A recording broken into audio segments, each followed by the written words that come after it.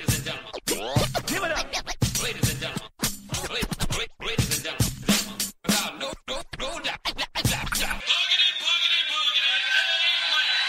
Please relax and prepare for takeoff. You're wild, man. Wild. Just right now we start the show. Are you ready? I thought so.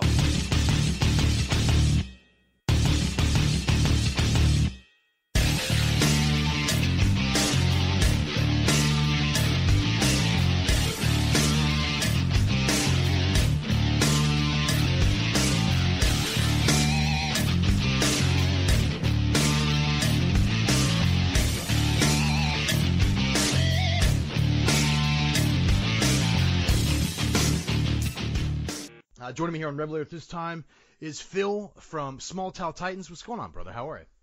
What's up, dude? Thanks for having me. Dude, it's my pleasure, man.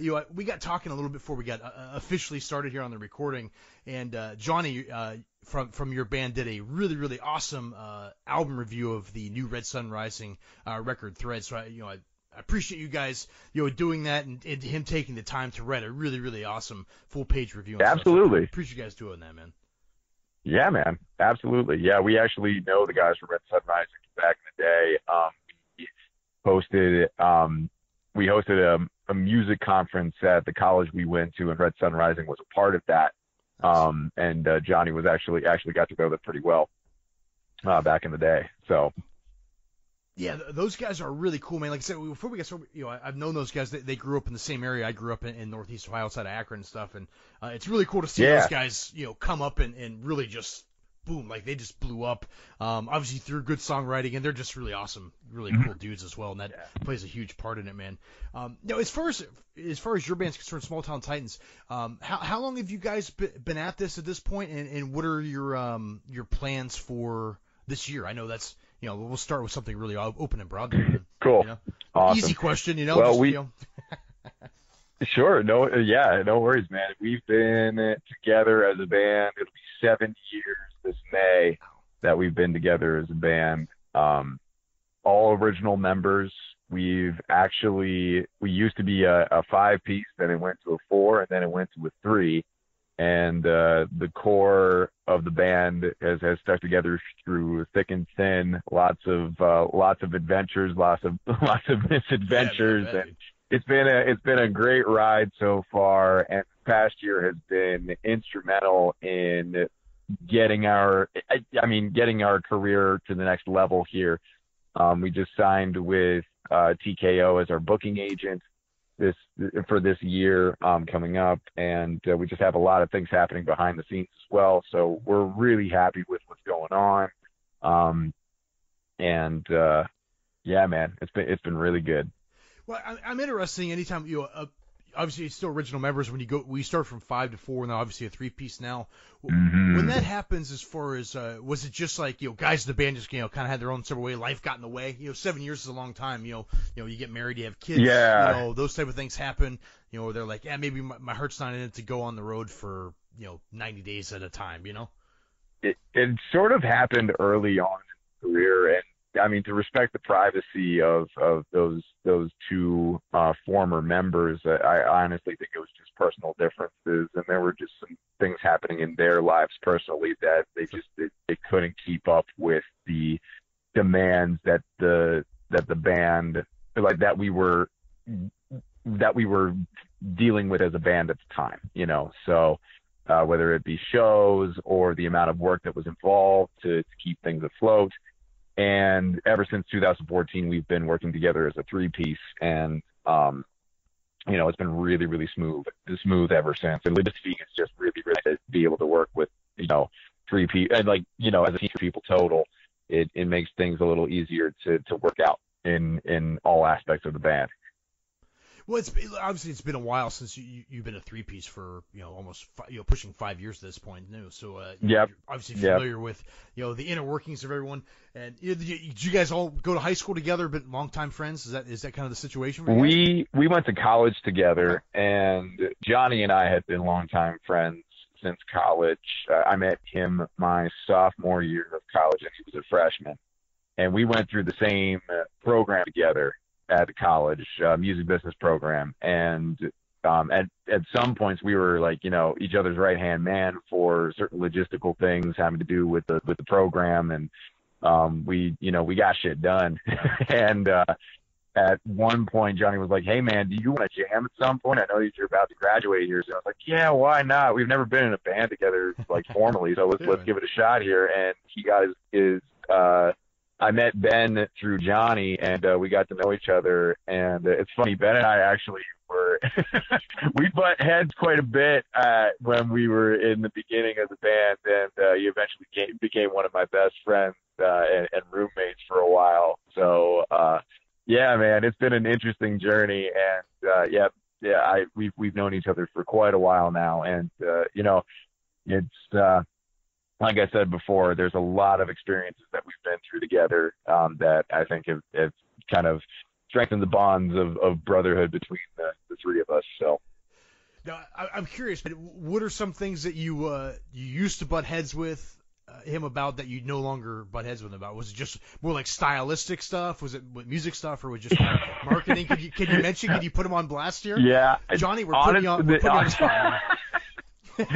I gotta know, man. Well, man, I'll tell you what, man. We're a bunch of Indians, and like it's very hard. What's the saying? It's too many chiefs, not enough Indians. That's what it is. And like none of us are willing to be just Indians. We want to be chiefs. Yeah. And, at the beginning, it was just like, I have a better idea. No, I do. And it's one of those things. But we have since learned to communicate much better, I think, and we get each other's personalities, and we get a lot more done for the band and not just for ourselves. So once in a while we'll have a little bit of fun.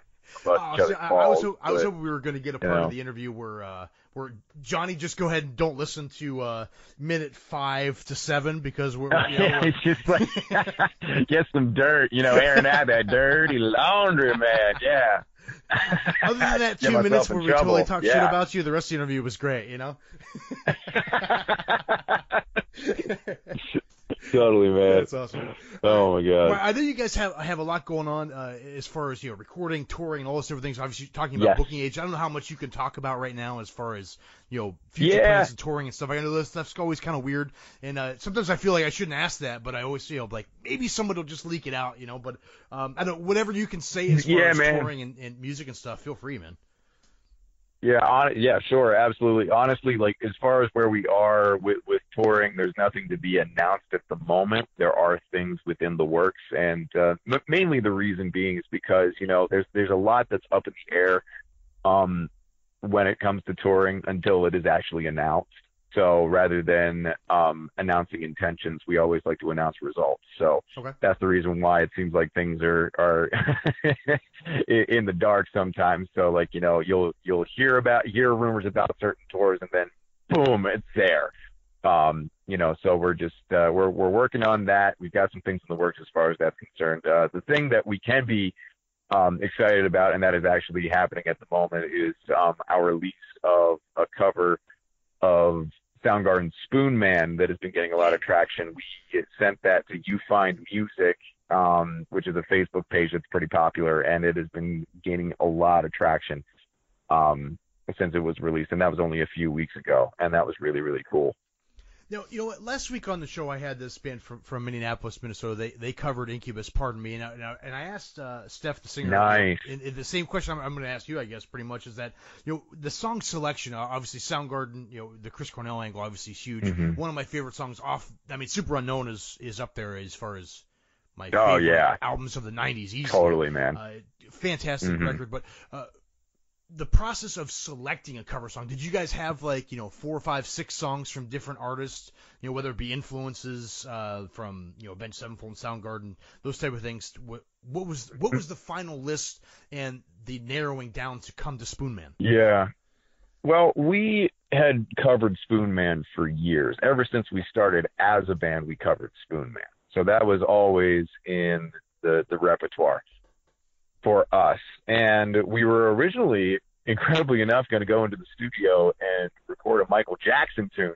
Okay. But with the events of this past May, we felt it was a fitting tribute to go ahead and record Spoonman instead. Just to kind of offer something in memoriam of Chris and his work. So we decided to cover that, and obviously you've seen the result now, and it's been a lot of positive feedback, and we only hope it does it justice for the guys from Soundgarden and for Chris. Well, I think it's also a good thing, you guys, kind of paying homage to, an artist that I think a lot of people really enjoy and respect, Chris Cornell, on a lot of different levels, from as a songwriter, as a human being. Absolutely. And then obviously, it maybe propelling you guys into an area where, people are getting ears on, not just that song, but getting ears on other stuff you guys have done, whether it be 3, 4, 5 years ago, and obviously new material coming out. Is there a, EP or another album in the works for you guys, or is it already done, or what's the scenario as far as an EP or an LP coming out?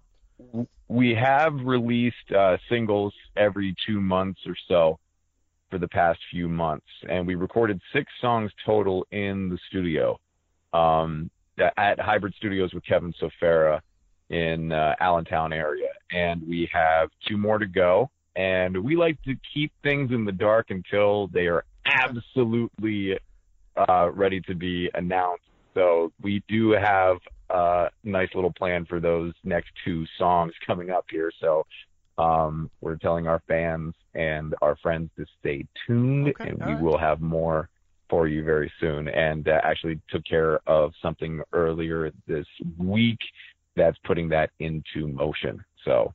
Wow, keep it close to the vest, Phil. I do not want to play poker with you, man. We love doing that, man. It's poker, bro. Poker. I'm not playing poker. Do not play poker with Phil. He'll fuck you up, man. There you go, man. Yeah, I'm a little rusty, but. Well, dude, I'm excited. I mean, like I said, the cover, you beat me to asking about the cover of Spoonman and stuff, so I'm excited for you guys on that angle, and it, really, building momentum for future endeavors heading into this year, whether it be shows, new music, whatever it is, man. But whenever you have definite plans touring, you get, I always tell everyone this, man, you're always welcome. If you had a good time, come back and talk in 6 months, 3 months, whatever it is, try to support as many bands as we can at 240 some odd shows and counting, so awesome. You're always welcome. That's back fantastic. For that, man. Is there anything? Sweet, Ryan. Thank you. I know I'm probably missing a bunch of stuff, and I joked earlier. I was like, you were like, is this going to be a 45-minute interview? I was like, dude, nobody wants to talk to me for that long, man. Nobody does. It's just how it works. But is there anything you would like that I missed, or something that you want to talk about? Whether it's music, something going on in the world, whatever it is, man. This is your platform. Say whatever it is you want to say, whether it be music, touring, or anything otherwise. Gotcha. For any of our people that are, and when are you going to be posting this, by the way, Ryan? Is this going to be before April 15th? Probably next, probably Wednesday or Thursday next week. Perfect. All right. For any of you listeners out there in the Harrisburg, Pennsylvania area, we're going to be opening up for Tantric Puddle of Mud. Nice. At Club XL. It is a new venue that's just opening up in the city, so feel free to check out that show on Ticketmaster. You can find tickets for sale at the links that are provided. Ryan, I'll try to send that to your my publicist Tom send it to you after this, so that way you can promote it on your site. That's going to be a fun show. Hopefully Wes will behave himself. We'll see how that goes.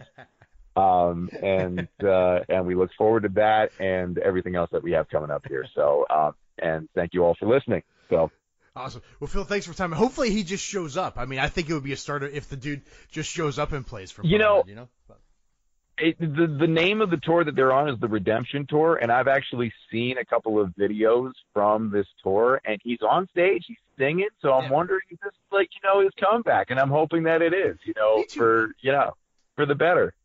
Yeah, I mean, I don't, a lot of people talk like, he's an asshole or whatever, but you know what? Sometimes, people get into situations you don't know what they're dealing with that causes them to say or do things that they don't even realize they're saying. Yeah, man. Doing, So hopefully, I want him to find the right angle for himself to manage whatever he's dealing with and carry on. I mean, I always thought he was a solid vocalist. He wrote some obviously really, really catchy, hooky tunes in the late 90s, early 2000s, that, maybe, if he still has that ability, I think he does. Hopefully he finds the right angle for himself to get where he needs to be. Precisely. Precisely.